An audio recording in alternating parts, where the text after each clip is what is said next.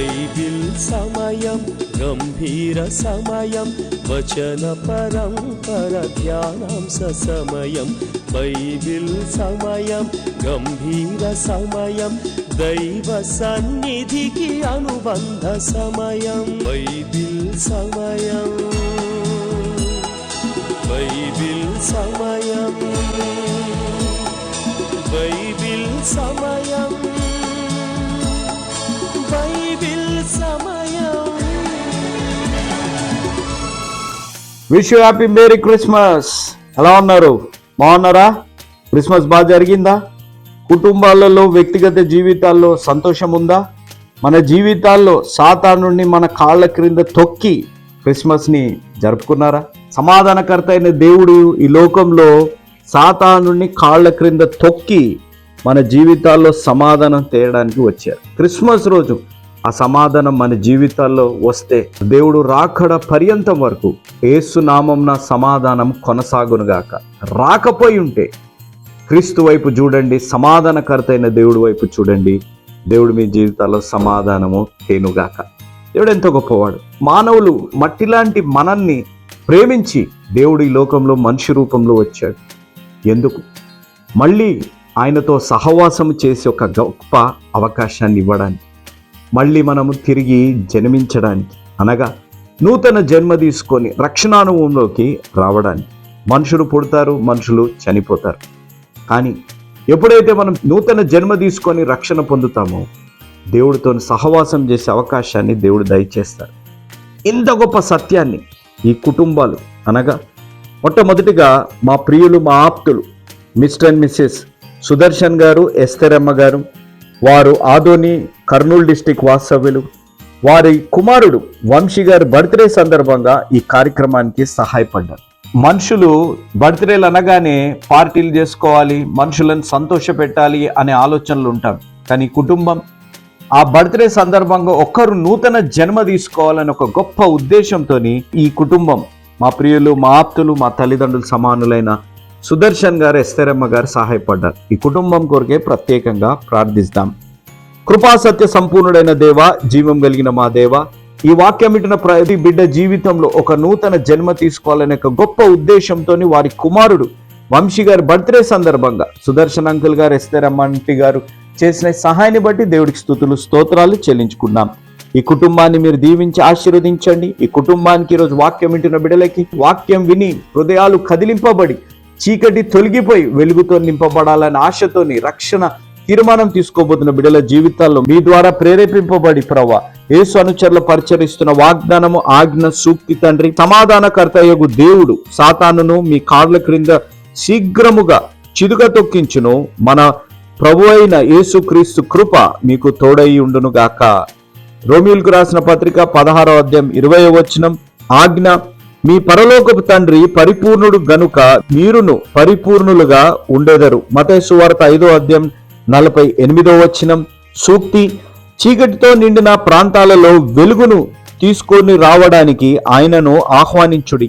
Invite him to bring light to the darkened places. తండ్రి, ఈ సూక్తి మా అందరి జీవితాల్లో ఒక మేల్కొల్పు తెచ్చి ఈ ఆజ్ఞానుసారంగా జీవించి వాగ్దానాన్ని స్వతంత్రించుకునే ఆత్మీయ అనుభవంలోకి నన్ను, మమ్మల్ని, వాక్యం వింటున్న బిడ్డలని, వాక్యం విని రక్షణ తీర్మానం తీసుకోబోతున్న బిడ్డల జీవితాల్లో మీరు నెరవేర్చి బలపరిచి దీవించుమని యేసు నామమున అడిగి వేడుకుంటున్నాము తండ్రి, amen. Wish you happy merry Christmas. ఎలా ఉన్నారు? బాగున్నారా? క్రిస్మస్ బాగా జరిగిందా? కుటుంబాలలో వ్యక్తిగత జీవితాల్లో సంతోషం ఉందా? మన జీవితాల్లో సాతానుని మన కాళ్ళ క్రింద తొక్కి క్రిస్మస్ని జరుపుకున్నారా? సమాధానకర్త అయిన దేవుడు ఈ లోకంలో సాతానుని కాళ్ళ క్రింద తొక్కి మన జీవితాల్లో సమాధానం తేయడానికి వచ్చారు. క్రిస్మస్ రోజు ఆ సమాధానం మన జీవితాల్లో వస్తే దేవుడు రాకడ పర్యంతం వరకు యేసు నామమున సమాధానం కొనసాగునుగాక. రాకపోయి ఉంటే క్రీస్తు వైపు చూడండి, సమాధానకర్త అయిన దేవుడి వైపు చూడండి. దేవుడు మీ జీవితాల్లో సమాధానము తేనుగాక.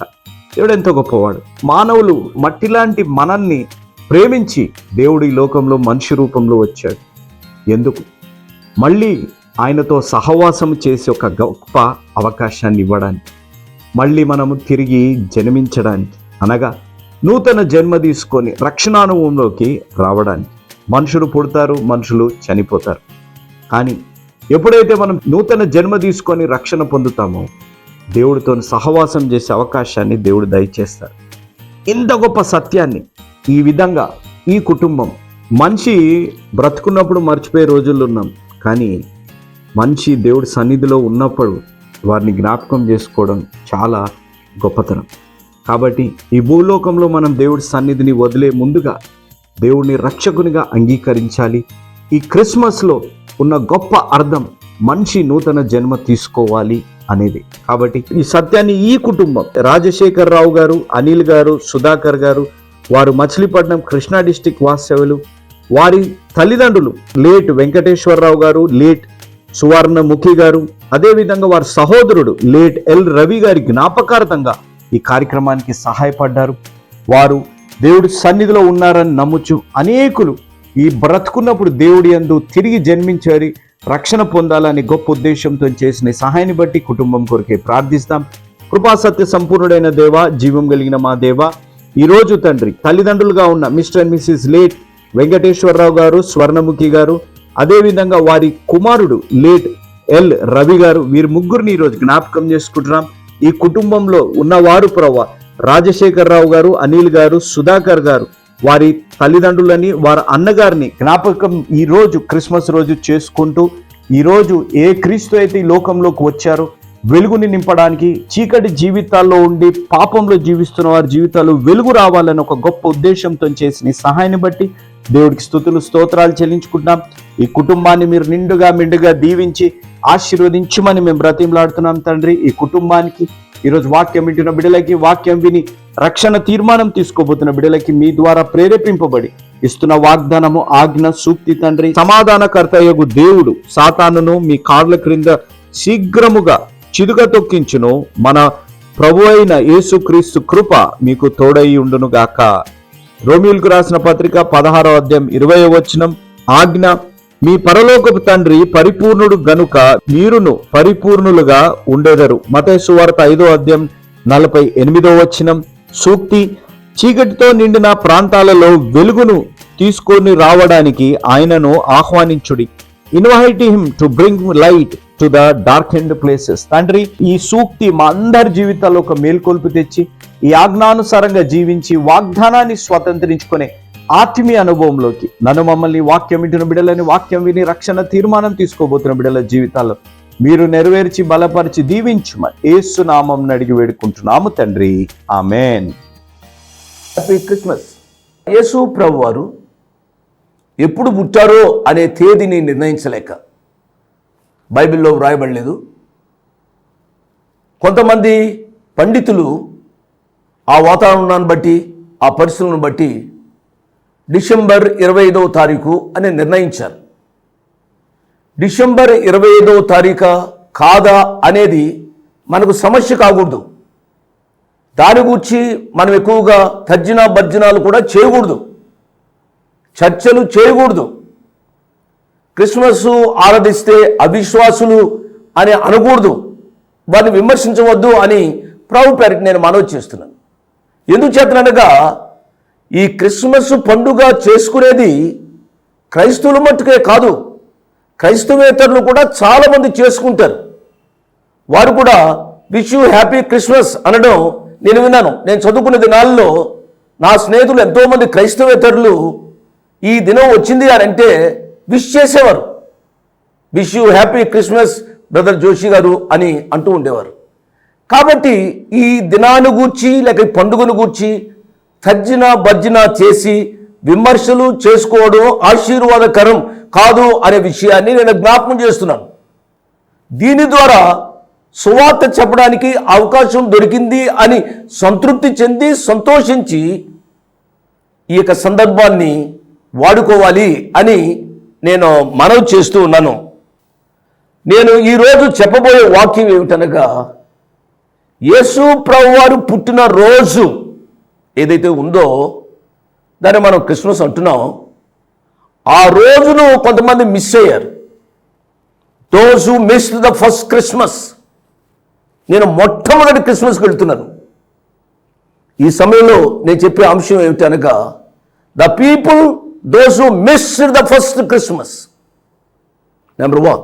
Number 2, the people those who enjoy the first Christmas, ఆ మొట్టమొదటి క్రిస్మస్ను అనుభవించిన వారు, ఆ మొట్టమొదటి క్రిస్మస్ను పోగొట్టుకున్నవారు. The people those who missed the first Christmas, మొట్టమొదటి క్రిస్మస్ను అనగా యేసు ప్రభువు వారు పుట్టిన ఆ యొక్క పర్వ దినాలను పోగొట్టుకున్న వారు ఉన్నారు కొంతమంది. మరెవరో నేను చెప్తున్నాను, క్రిస్మస్ అనుభవాన్ని అనుభవించలేని వారు.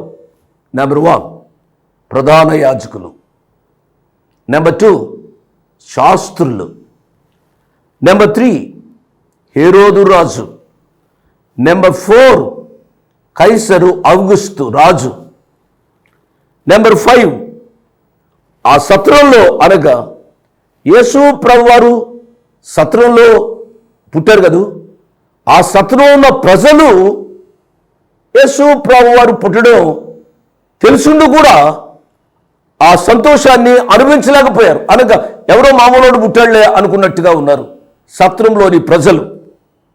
6 సత్రపు యజమాని ఆ పశువుల తొట్టులో ఆ శిశువును పరుండబెట్టడానికి, ఆ సత్రంలో మరియమ్మ గారు ప్రసవించడానికి అనుమతించిన సత్రపు యజమాని, he missed the Christmas, he missed the birth of Jesus. Yesu ప్రభు వారి యొక్క పుట్టుకను మర్చిపోయాడు. ప్రియులారా, ఈ మాటలు చెబుతుంటే నా హృదయంత రంగంలో ఎంతో వేదన ఉంది కదూ. యేసు ప్రభు వారు లోకరక్షకుడు. దేదీప్యమానంగా ఆయన జన్మించిన రోజు, దేదీప్యమానంగా ఆయన పుట్టిన అనుభవం ఆ చుట్టుపక్కల ఉన్నవారే వారు పొందలేకపోయారు. మీరు ఆలోచించాలి. నేను రెండవ మాట నేను చెప్తాను, those who enjoy the first Christmas, మొట్టమొదటి క్రిస్మస్ను అనుభవించిన వారు ఎవరు అనగా కన్న తల్లి మరియ. ఓహ్, వాట్ ఏ వండర్ఫుల్ ఎక్స్పీరియన్స్. ఎటువంటి అనుభవం అండి. ప్రసవించిన వెంటనే దేదీప్యమానంగా వెలుగుతున్న ఆ శిశువైన యేసు ప్రభువాన్ని చూచి తల్లి ఎంత సంతోషించి ఉండి ఉంటుందో కదూ. అంతకుముందు లోకులు పలు కాకులై ఆమెను పొడిచి ఉండి ఉంటారు. ఈమెకు పెళ్లి కాలేదు, ఈమె ప్రసవించింది చూడండి అని ఏమేమో మాటలు ఆమెను అని ఉంటారు కదూ. అన్నీ దిగమింగుకుంది. లోకరక్షకుణ్ణి ఆమె కంది. ఎంత ధన్యురాలు అండి. చూచిన వెంటనే సంతోషించిన తల్లి మరియమ్మ. చిన్న వయసు, పెద్ద వయసు కూడా కాదు. ఆ చిన్న వయసులో అన్ని అవమానాలు భరించినప్పుడు కూడా యేసు ప్రభు వారికి పుట్టుక ఆమెను పునీతురాలు చేసింది. ధన్యకరమైన అనుభవం. నెంబర్ 1. నెంబర్ 2, యేసు ప్రభు వారి యొక్క పుట్టుకలో సంతోషించింది. నేను చెప్తున్నాను కదూ, those who enjoy the first Christmas, మొట్టమొదటి క్రిస్మస్ను. మీరు 2000 సంవత్సరాల ముందుకెళ్ళాలి. రెండవది యోసేపు, తండ్రి అయిన యోసేపు. ఆయన కూడా అవమానం భరించి ఉండి ఉంటాడు. వీడి చేతగాని వాడు ఏమేమో అని ఉండి ఉండవచ్చు. బైబిల్లో అతడు నీతిమంతుడు అని ఉంది. అతడు యేసు ప్రభువాన్ని చూచిన వెంటనే ఎంతో సంతోషించి ఉండి ఉంటాడు. మనం జ్ఞాపకం చేసుకుందాం, ధ్యానం చేద్దాం.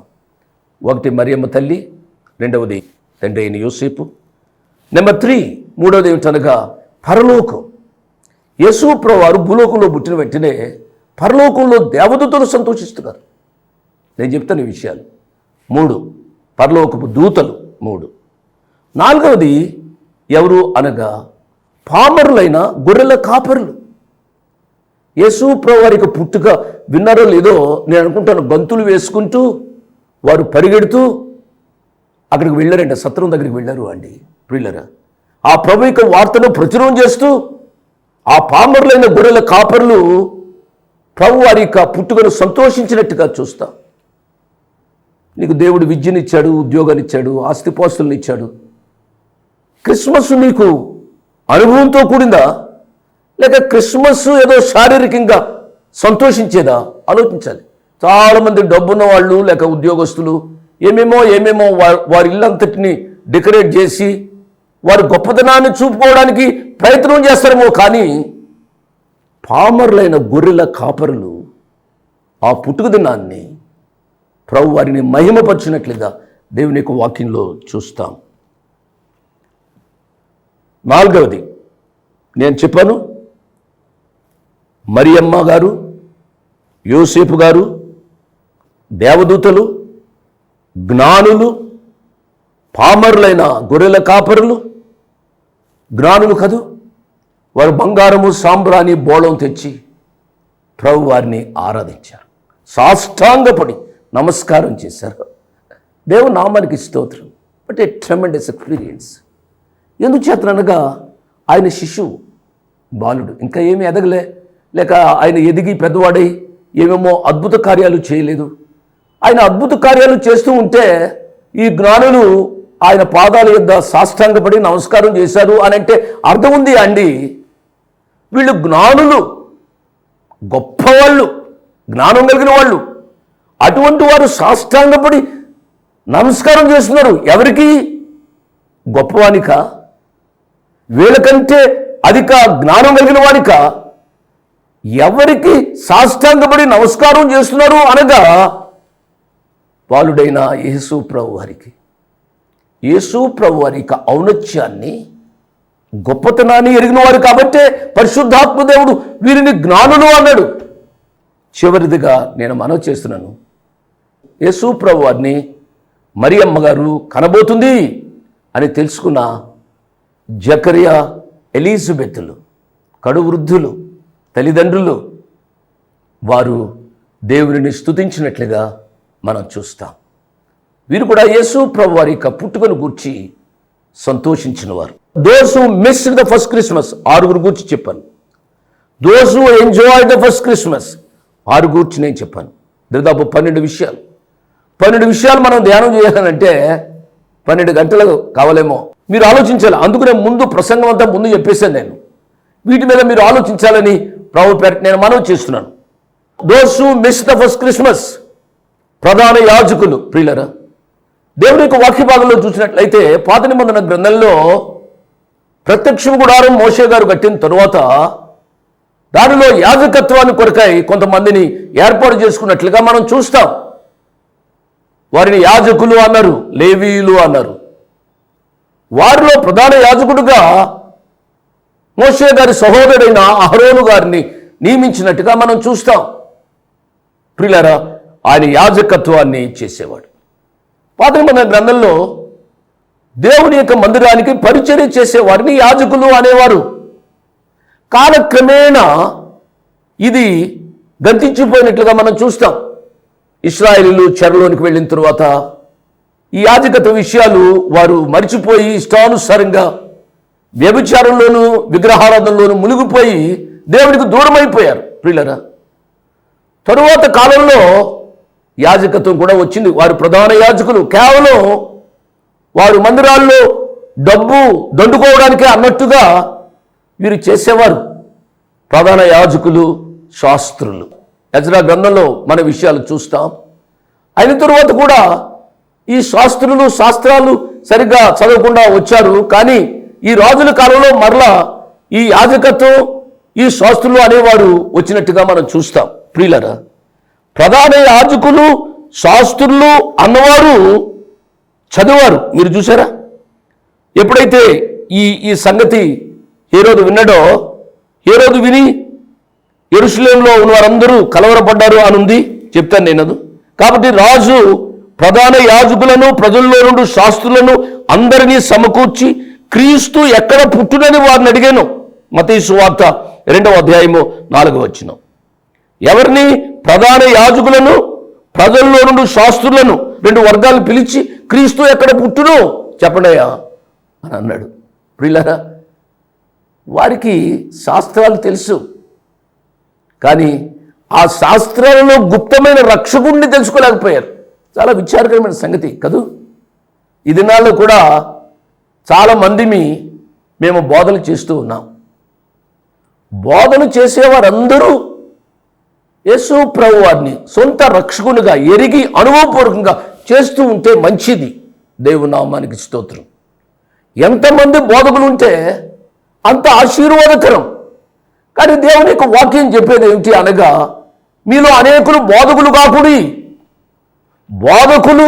బాధకులుగా తయారు కాకూడదు.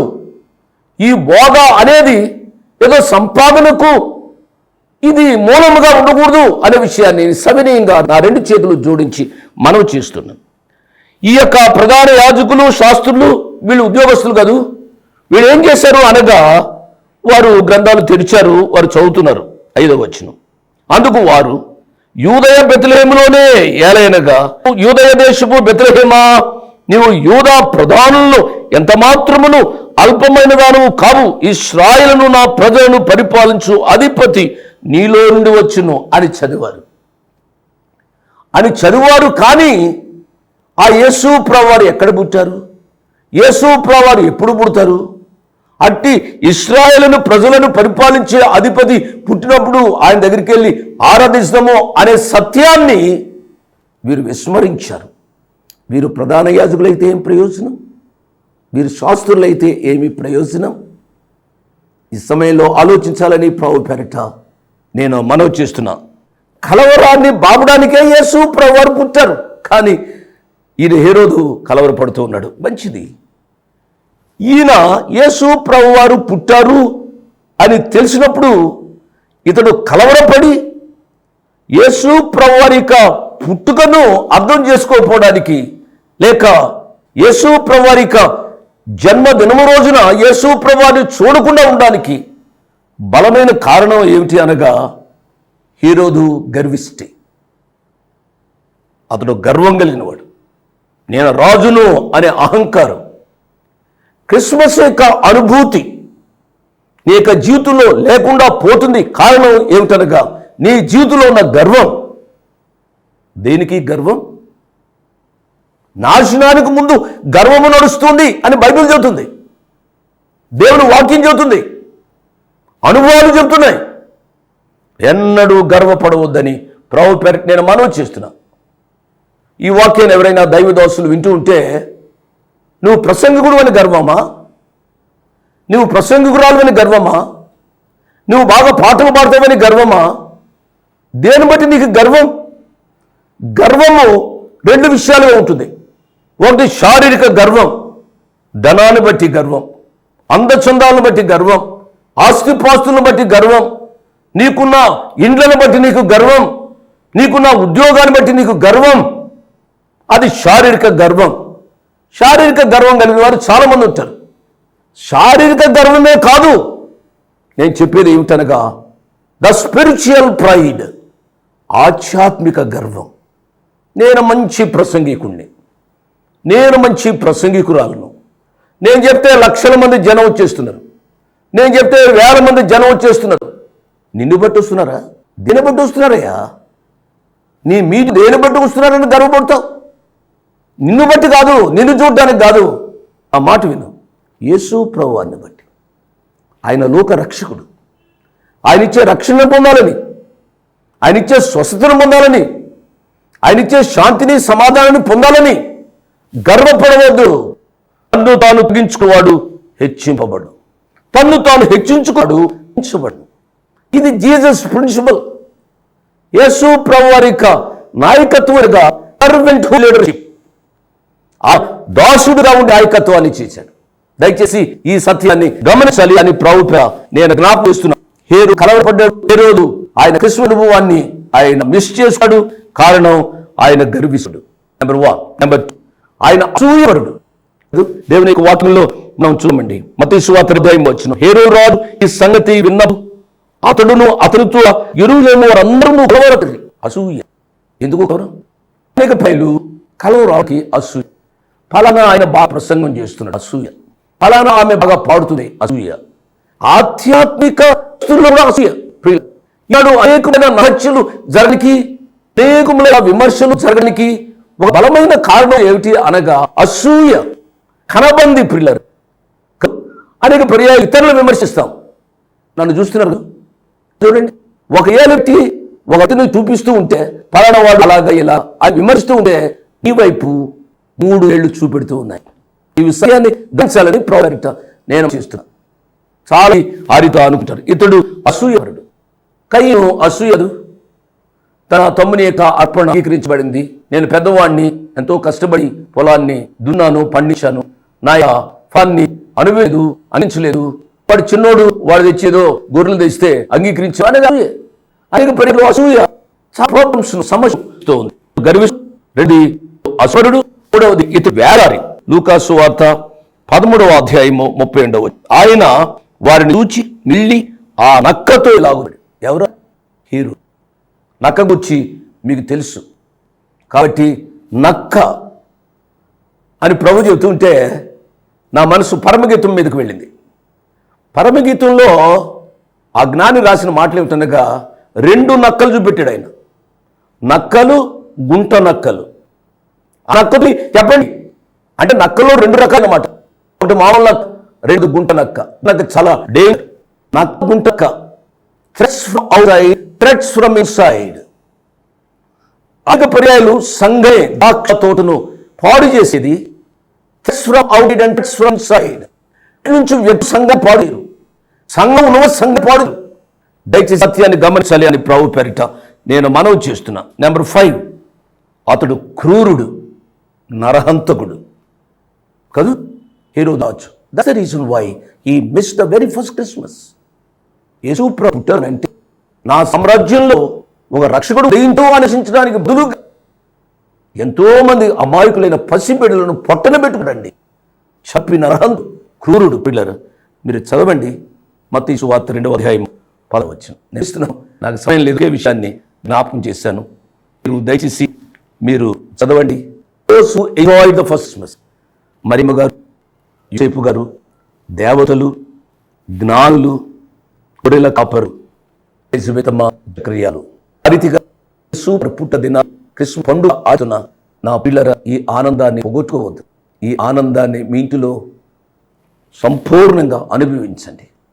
ఎన్ని కష్టాలు, నష్టాలు, ఇరుకులు, ఇబ్బందులు ఉన్నా ఆ మరియ తల్లి ఎన్ని అవమానాల మధ్య, ఆ యోసేపు తండ్రి ఎన్ని కృంగుదలల మధ్య యేసు ప్రభువు వారి పుట్టుకను అనుభవించారు.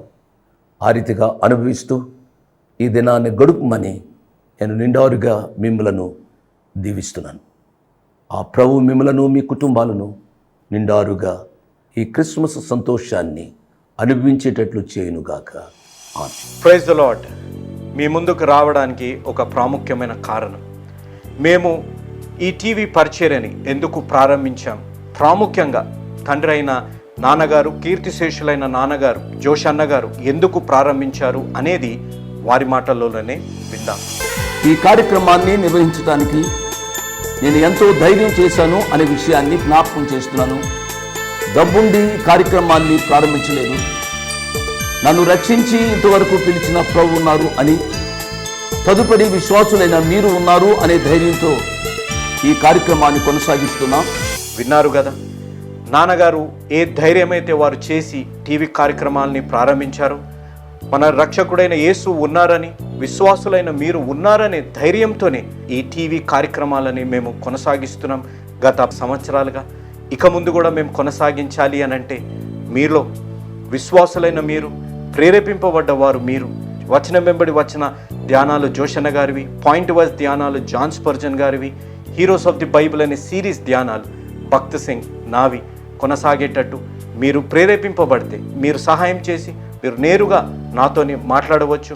నాతో మాట్లాడి మాకు సహాయం చేయాలనేది నా మనవి. కాబట్టి మీరందరూ ఏ భారమైతే, సేవా భారమైతే నాన్నగారు గత 40 సంవత్సరాలుగా ముందుకు కొనసాగించారు, ఇప్పుడు యవనస్తులమైన మా అన్నగారు జాన్ స్పర్జన్ గారు మాపై ఉంది. కాబట్టి మీరు కూడా ఏ విధంగా నాన్నగారిని అయితే ప్రోత్సహించారు, నాన్నగారిని ఆదరించారు, మమ్మల్ని కూడా ఆ విధంగానే ప్రోత్సహించి ఆదరిస్తారని నమ్ముచు సెలవు తీసుకుంటున్నాను. దేవుడు మిమ్మల్ని దీవించి ఆశీర్వదించునుగాక. ఆమేన్.